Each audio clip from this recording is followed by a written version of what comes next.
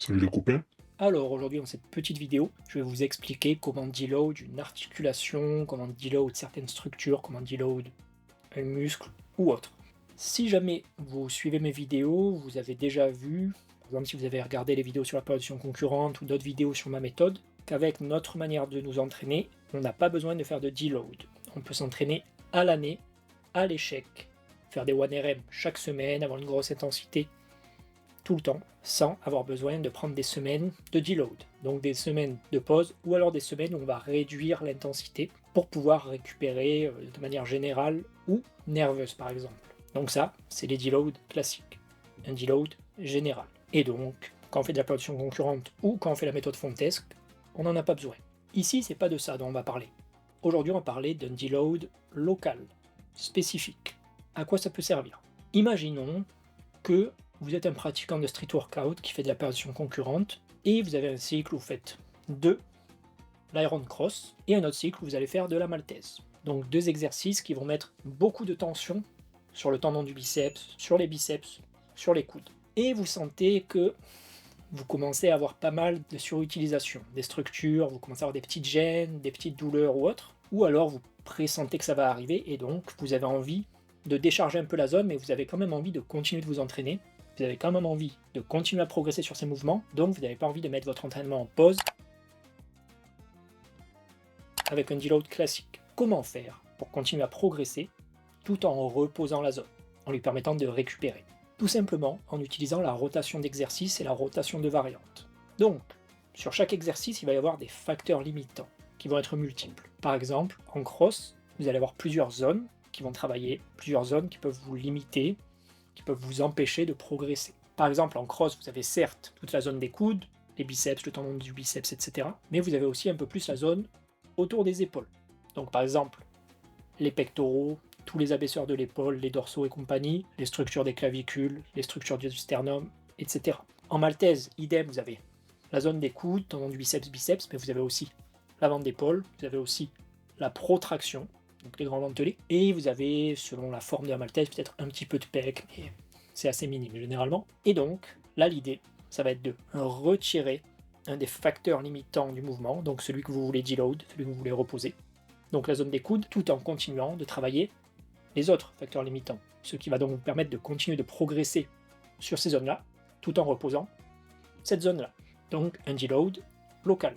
Dans la pratique, aujourd'hui on va juste voir ce cas-là, évidemment ce sera adapté selon les exercices. Donc là, on avait un cycle cross et on avait un cycle maltaise. Comment on deload? Imaginons c'est des cycles de 2 semaines, il y en a 2, et sur 4 semaines on veut deload les coudes. Et bien on pourrait tout simplement, au lieu de faire de la cross classique, donc qui met beaucoup de pression sur les coudes, on peut faire de la réduction de levier. Donc de la cross comme ceci.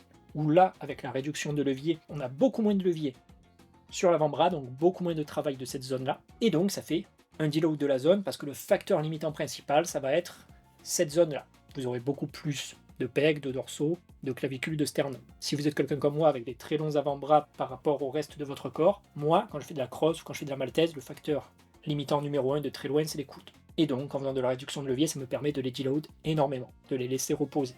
Si vous avez déjà vu ma vidéo sur les réductions de levier en cross, vous savez que de base, je considère que ce n'est pas très pertinent, c'est pas très efficace. Sauf dans ce cas-là. Si le but c'est de deload cette zone, c'est génial. Si vous avez des douleurs au coude et que vous voulez continuer de faire de la cross, c'est génial aussi. Donc dans ce contexte-là, c'est pertinent. Comme d'habitude, il n'y a pas de bons, de mauvais exos. Il y a juste des bonnes et des mauvaises utilisations selon les situations.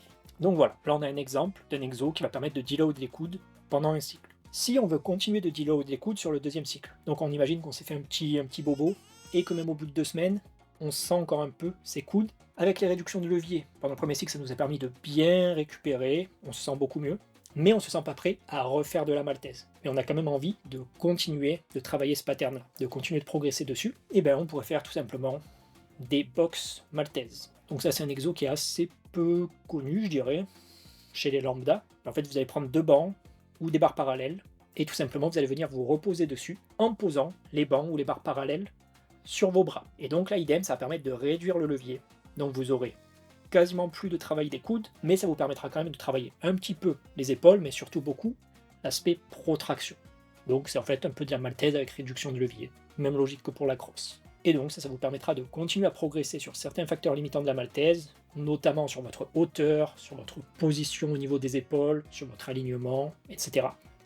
Tout en laissant reposer les coudes et en les déchargeant. Et donc, imaginons que vous faites ça sur 4 semaines, ça vous permet de bien régénérer vos coudes, d'enlever vos petites douleurs, d'enlever vos petites gênes, tout en continuant de progresser. Et après, au bout de ces 4 semaines, si vous sentez que votre deload a été suffisant, vous réintroduisez des exos bras tendus, où là vous avez de la tension sur les coudes, et vous repartez sur vos cycles classiques. Et généralement, ce qui se passera, c'est que vous aurez plus de douleur, moins de gêne, et vous ferez des PR dès la reprise. Donc vous aurez progressé malgré que vous n'avez pas entraîné ce facteur limitant-là. Donc cette stratégie de faire des deloads articulaires ou de structure grâce à la rotation d'exercice, c'est un outil très puissant, très efficace pour éviter les blessures, pour revenir d'une blessure, pour guérir les petites gênes, ou même, vous pouvez le faire sans avoir de douleur, sans avoir de blessure, si vous sentez que justement, vous utilisez beaucoup certains tissus et que vous avez un doute, et que vous avez envie de les laisser un petit peu récupérer au cas où. Donc ça peut tout à fait être utilisé en prévention si vous en ressentez le besoin.